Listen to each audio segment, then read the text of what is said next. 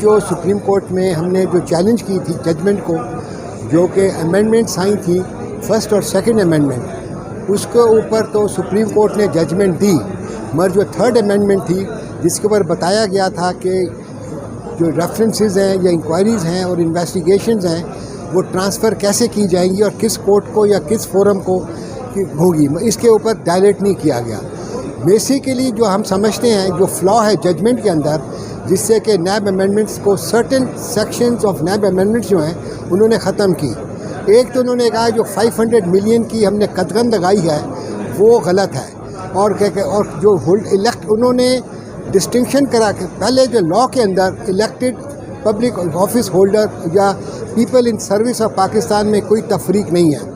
جو definition Claus ہے وہ ہولڈر آف پبلک آفس ایک کو ٹریٹ کرتا ہے، مگر ججمنٹ نے ان دونوں کو الگ الگ ٹریٹ کیا۔ انہوں نے کہا 500 ملین جو ہے اگر وہ اس سے کم جو ہے وہ الیکٹڈ پبلک آفس ہولڈر کے خلاف ہو سکتا ہے، مگر کیا کہتے ہیں سروس آف پاکستان کے خلاف نہیں ہو سکتا۔ میں سمجھتا ہوں کہ یہ جو سوچ تھی، یہ جو فیصلہ ہے وہ غلط اس لیے ہے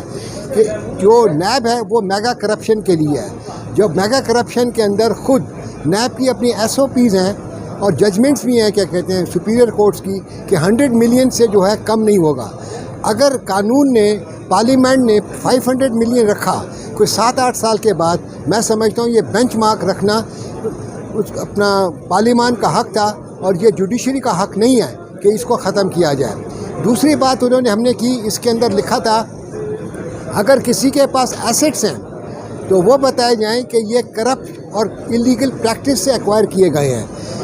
سپریم کورٹ نے اپنی جو ججمنٹ دی، انہوں نے یہ جو دو الفاظ تھے وہ ختم کر دیے۔ انہوں نے کہا یہ جو الفاظ ختم کرتے ہیں الیکٹڈ پبلک آفس ہولڈرز کے لیے کرتے ہیں، مگر جو people in service of Pakistan ہیں ان کے لیے نہیں ختم کرتے۔ یہ بھی ڈسکریمنیٹری تھا، کیونکہ اگر دیکھیں اگر آپ ایک شخص ہے، ایک MP ہے، MNA ہے، یا کیا کہتے ہیں میئر ہے، جو الیکٹڈ آدمی ہے، اگر اس کے پاس کوئی جائیداد ہے، جائیداد رکھنا کوئی جرم نہیں ہے، مگر اس نے اس جائیداد کو غیر قانونی طریقے سے بنایا ہے یا جمع کیا ہے تو وہ غلط کام ہے۔ اس لیے ہم نے یہ الفاظ کیے تھے، مگر انہوں نے یہ الفاظ ہٹا دیے اور پرانے قانون کو واپس لے کے آ گئے۔ اسی طرح اور شکیں تھیں انہوں نے ختم کی، جس کے اوپر ہم نے آج آرگیو کیا، مگر انہوں نے ایک پوائنٹ یہ اٹھا تھا، یہ جو اس وقت جو ہے آرڈر جو آیا ہے صرف کیا کہتے ہیں سپریم کورٹ کے پریکٹس اینڈ پروسیجر ایکٹ کے اوپر ڈیٹیل ججمنٹ نہیں آئی ہے۔ اس کے اوپر بھی تھا کہ کیا یہ فیصلہ ہو سکتا تھا کہ جب تک کہ یہ جو پٹیشنز تھیں اس قانون کے خلاف پینڈنگ تھی، اس پوائنٹ کو بھی اٹھایا گیا، تو سپریم کورٹ نے یہ آبزرو کیا کہ پہلے اس پوائنٹ کا فیصلہ کریں گے، پھر ہم آگے کیا کہتے ہیں اس کو میرٹ کو دیکھیں گے کہ یہ ججمنٹ صحیح ہے کہ نہیں ہے۔ اس کے علاوہ انہوں نے یہ بات کی کہ اس کے لیے جب تک کہ ڈیٹیل ریزننگ کے ساتھ ججمنٹ ڈیلیور نہیں ہو سکتی، ہم یہ والی پٹیشن جو آج لگی ہوئی تھی اپیلز، یہ ہم نہیں سن سکتے۔ اس لیے انہوں نے ایڈجرن کر دیا ان اپیلز کو کہ جب تک کہ پریکٹس اینڈ پروسیجر ایکٹ کے اندر فیصلہ نہ آ جائے، ڈیٹیل ریزننگ نہ آ جائے، مگر انہوں نے کیا کہتے ہیں یہ آرڈر بھی کر دیا کہ ٹرائل کورٹس جو ہیں، اکاؤنٹیبلٹی کورٹ جو ہیں، کوئی ججمنٹ نہیں دیں گے جب تک کہ اس قانون کا اس اپیلز کے فیصلہ نہ ہو جائے۔ اس وقت پوزیشن یہ ہے، میں نے تو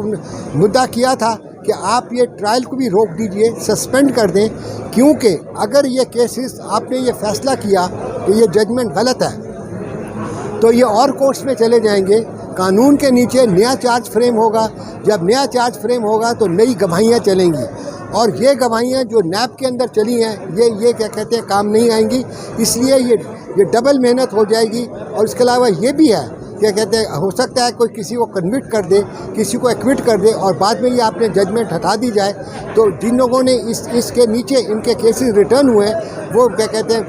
مصیبت میں آ جائیں گے۔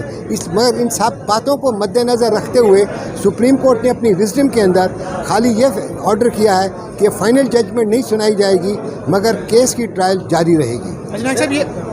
سر جی 184(3) کے جو مقدمات ہے پریکٹس اینڈ پروسیجر کے تحت یہ آج پہلا مقدمہ تھا تاریخ میں پاکستان میں، تو کیا آپ کو لگتا ہے کہ اس سے آپ کو کچھ ریلیف ملا ہے؟ اور دوسری بات یہ بتا دیں نوٹس کس پہ؟ نوٹسز ایک تو میں بتا دوں ہم نے مینٹینیبلٹی بھی چیلنج کیا ہے۔ یہ جو پٹیشن فائل کی تھی یہ عمران خان صاحب نے کی تھی، خالی عمران خان صاحب کی یہ پٹیشن تھی جس کے اوپر یہ فیصلہ آیا۔ ہم نے کہا مینٹینیبلٹی پر بھی ہم نے کیا کہتے ہیں چیلنج کیا کہ یہ پٹیشن مینٹینیبل نہیں تھی. ہم نے یہ بھی کہا کہ theory of separation of power کے نیچے کا آئین جو ہے اس کے اندر 3 حصے ہیں, ایک ایگزیکٹو, ایک لیجسلیچر اور ایک جوڈیشری. لیجسلیچر کا کام ہے قانون بنانا اور جوڈیشری کا کام ہے قانون کو انٹرپریٹ کرنا. مگر اس فیصلے کے نیچے سپریم کورٹ نے قانون بنا دیا ہے. ان کو یہ حق نہیں پہنچتا تھا سپریم کورٹ کے اس فیصلے کے نیچے جو پارلیمان جو سپریم ہے اس نے جو قانون بنایا ہے اس کو اس طرح اسٹرائک ڈاؤن کیا جائے. نائک صاحب کیا کہیں گے, آپ سمجھتے نہیں ہیں کہ ماضی میں جس طریقے سے اداروں کے اندر مداخلت کی جاتی رہی ہے سپریم کورٹ سے پارلیمنٹ کے فیصلوں کے حوالے سے, کیا یہ روایت ختم نہیں ہونی چاہیے؟ کوئی اداروں کو اپنے دائرہ کار میں رکھ کے کام نہیں کرنا چاہیے؟ دیکھیے جہاں تک آرٹیکل 184(3) کا تعلق ہے میں سمجھتا ہوں اس کو بڑا ریئرلی استعمال کرنا چاہیے ان کیسز کے اندر کہ جدھر کے ایک غریب آدمی اپنی آواز کورٹ کے اندر نہیں لے جا سکتا. ایسے جو سوشل سیکٹرز ہیں, جو سوشل کیا کہتے ہیں پرابلمز ہیں, ان کو اجاگر کیا جائے تاکہ عوام کو اس کو. مگر اس کیس کے اندر کوئی public case of public importance ہم نہیں کہہ سکتے کیونکہ عوام کا اس سے کوئی تعلق نہیں ہے, خالی ان لوگوں کا تعلق ہے. گروپ آف پیپل کا آپ تعلق کہہ سکتے ہیں مگر گروپ آف پیپل کے